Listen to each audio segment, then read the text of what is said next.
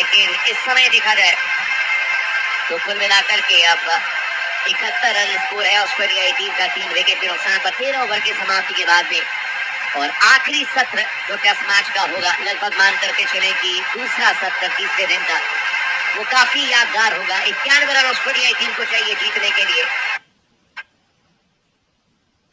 Travis head 5 रनों पर batting कर रहे हैं, जबकि उस्मान ख्वाजा ने 19 रन बनाए हैं और भारतीय टीम को 7 विकेट चाहिए। 3 के 3 विकेट निकाले हैं प्रसिद्ध कृष्णा ने। अच्छी बात यह है कि भारतीय टीम के गेंदबाजों को भी प्रॉपर इस समय रेस्ट मिल चुका है और ऐसे में जब लंच ब्रेक के बाद में आएंगे तो यकीनन विकेट लेने की कोशिश करेंगे। सैम कॉन्स्टास ने 22 रन बनाए, उस्मान ख्वाजा ने 19 रन बनाए, मानस लबुशेन ने 6 रन बनाए, स्टीव स्मिथ ने 4 रन बनाए, ट्रेविस हेड ने अब तक 5 रन बनाए हैं और उस्मान ख्वाजा और ट्रेविस हेड इस समय ऑस्ट्रेलियाई टीम की कमान संभालते हुए लंच ब्रेक के बाद में। धूप बिल्कुल मैदान के बीचों बीच है, यानी कि मान करके चले कि